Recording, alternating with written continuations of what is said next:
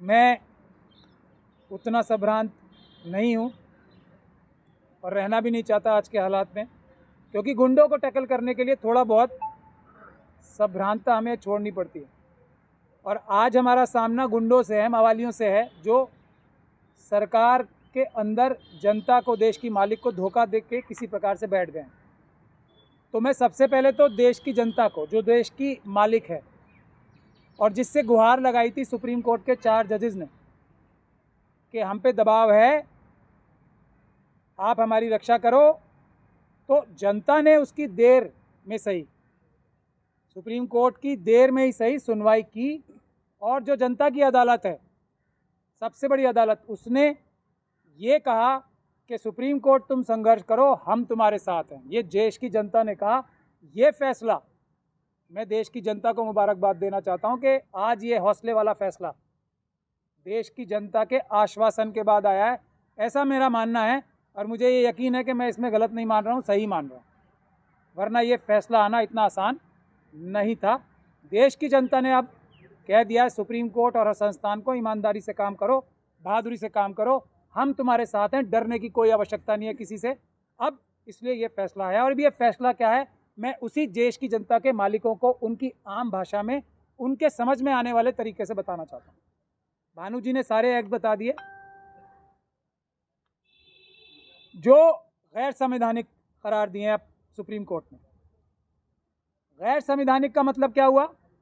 संविधान को तोड़कर, संविधान का उल्लंघन करके, गैर संवैधानिक तरीके से ये जो मनुवादी लोग हैं और जो ये आरएसएस और बीजेपी के लोग हैं, इन्होंने इलेक्टोरल बॉन्ड का ये क्राइम किया था, जिसको सुप्रीम कोर्ट ने क्राइम डिक्लेयर किया है, संविधान के विरोध में डिक्लेयर किया है, संविधान के उल्लंघन में डिक्लेयर किया है।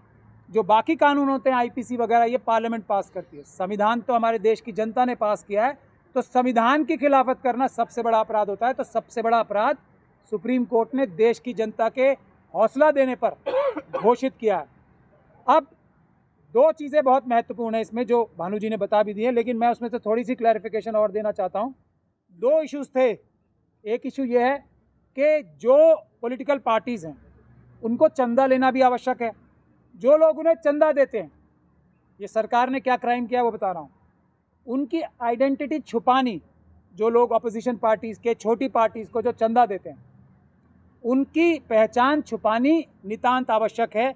इसी जो संवैधानिक और कानूनी जो एक प्रोविजंस हैं, उसके तहत ही 20,000 रुपये तक कोई अगर किसी पॉलिटिकल पार्टी में देगा तो उसका डिस्क्लोज करना ज़रूरी नहीं है, ये बताना ज़रूरी नहीं है कि किसने पैसे दिए, ताकि उसकी आइडेंटिटी छुपा के रखी जाए। ये एक महत्वपूर्ण कार्य है देश की डेमोक्रेसी चलाने के, वो बचाने के लिए उसके साथ, इस प्रोविज़न के साथ धोखाधड़ी करके जो अडानी अंबानी जैसे चोर और बदमाश लुटेरे, इनके जो क्रिमिनल्स हैं, जो इंडस्ट्रीज़ की शक्ल में नज़र आते हैं, उनका प्रावधान, ये 20,000 रुपये वाले प्रावधान के साथ जोड़ के इन्होंने ये कहा कि कोई 1,000 करोड़ दे, 2,000 करोड़ दे या 10,000 करोड़ दे, उसकी भी आइडेंटिटी नहीं डिस्क्लोज की जाएगी। ये शरारत, ये बेईमानी, ये क्राइम सरकार ने किया था, जिसको एंटी कॉन्स्टिट्यूशनल सरकार ने घोषित, सुप्रीम कोर्ट ने किया है घोषित। ये महत्वपूर्ण बात है समझ।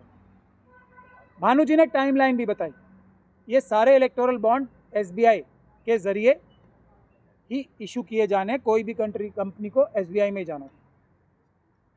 पहली महत्वपूर्ण बात, जिस प्रकार से एसबीआई को डायरेक्शन दी गई है अभी, और इलेक्शन कमीशन को डायरेक्शन दी गई है, और इलेक्शन कमीशन ने आज भी इस जजमेंट में भी साफ तौर पर लिखा, मैं आपको पढ़ के भी सुनाऊंगा, कि सुप्रीम कोर्ट में छल कपट करने की कोशिश की, तथ्य छुपाने की कोशिश की, तो वो ईवीएम के लिए भी तथ्य छुपा के झूठे एफिडेविट सुप्रीम कोर्ट में फाइल कर रहे हैं। लेकिन इसमें सुप्रीम कोर्ट ने इलेक्शन कमीशन की चोरी पकड़ ली, वो भी मैं आपको पढ़ के सुनाना चाहता हूँ।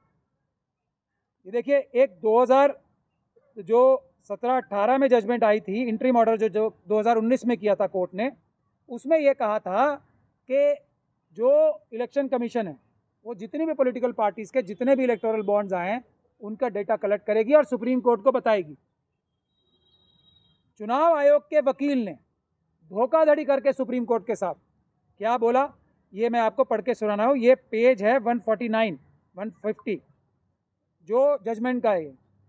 During the course of hearing mister Amit Sharma, council for ECI, stated that ECI had only collected information on contributions made in 2019 because a reading of paragraph 14 of the interim order indicates that the direction was only limited to contributions made in that year, यानी कि 2019 में paragraph 13 and 14 of the interim orders are extracted below।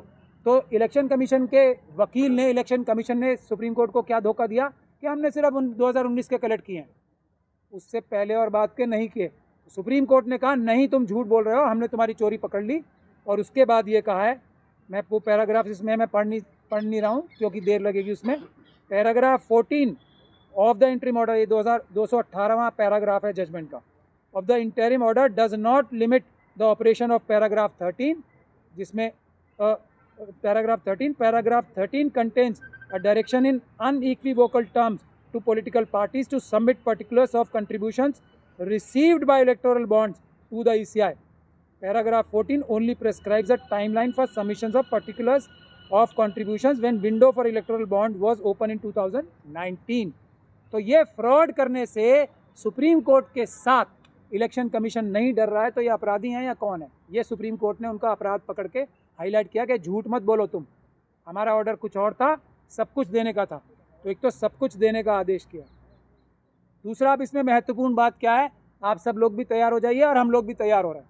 दो चीज़ें महत्वपूर्ण हैं। मार्च के महीने में जब 3 हफ्ते पूरे हो जाएंगे, ये सारी डिटेल्स इलेक्शन कमीशन के पास आ जाएंगी और उसको अगले हफ्ते में पब्लिश करना है। तो जिस देश के गद्दार इंडस्ट्रियलिस्ट ने धोखाधड़ी करके ये पैसे दिए ना, चोरी छुपे करके,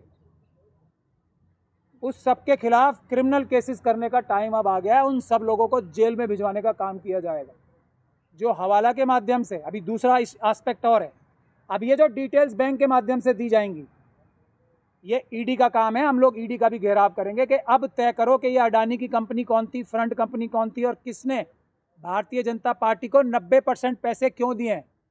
क्या कोई और पार्टी अच्छी नहीं लग रही है? तो सुप्रीम कोर्ट ने अपनी जजमेंट में ये भी कहा है, 2 वजह होती हैं पैसे देने की।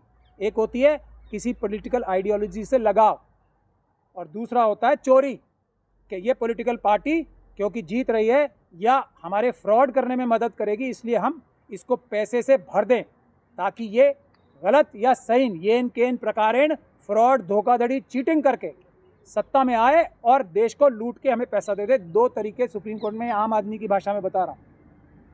तो बुरी चीज़ ये नहीं है कि जो लोग अपनी आइडियोलॉजी की वजह से पैसे देते हैं, बुरी चीज़ ये है कि धोखाधड़ी करने से, देश की जनता को लूट कर पैसा चुराने की वजह से जो पैसे दिए जाते हैं, और उसमें अडानी, अंबानी और उन जैसे बहुत सारे लोग अब पकड़े जाएंगे। देश की जनता और जो हमारे जागरूक नागरिक हैं, डेटा एनालाइज करने के लिए तैयार हो जाएं।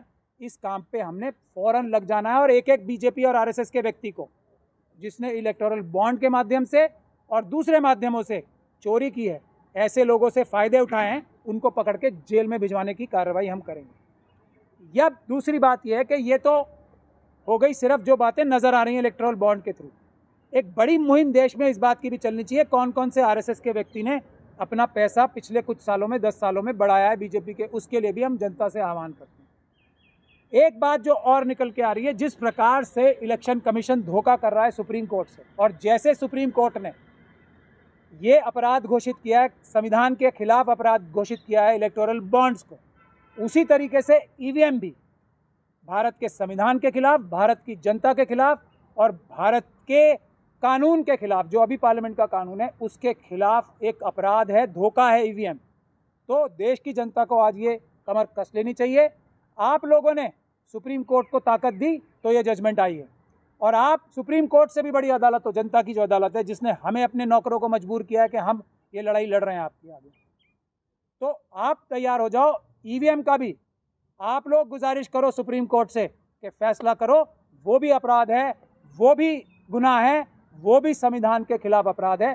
तो जनता को अपना आंदोलन और तेज कर देना चाहिए ताकि सुप्रीम कोर्ट को और हिम्मत आए और वो और बहादुरी बड़े फैसले कर सके। आखिरी चीज़ मैं किसानों के लिए ये बोलना चाहता हूँ कि हम लोगों का दिल, हम फिजिकली यहाँ बैठे हैं लेकिन हमारे दिल सब लोगों के, और हमारी सोच सारी उन किसानों के साथ है जो अपने लिए नहीं लड़ रहे हैं, जो देश की जनता के लिए, जो खेतिहर मजदूरों के लिए, जो ट्राइबल्स के लिए, जो देश के आम नागरिकों के लिए, जिनको ये गंदे घिनौने कानून ला के जिनके खाने के पैसे बढ़ाए जाने वाले थे, उनको जो लड़ाई लड़ रहे हैं, हमारा दिल उनके साथ है। हम आपकी मदद के लिए किसी भी हद तक जाने को तैयार हैं, तैयार बैठे हैं वकील भी और हमारे बाकी साथी भी जो ईवीएम हटाओ संयुक्त मोर्चा के साथी और सिपाही हैं, सब आपके लिए तैयार बैठे हैं। आप चिंता मत करो। आप दिल्ली से बाहर कर रहे हो प्रोटेस्ट, जल्दी ही आप लोगों से कोऑर्डिनेट करके आपके नुमाइंदे बन के हम ये दिल्ली के अंदर आपका प्रोटेस्ट करेंगे, ऐसा हम वादा कर रहे हैं।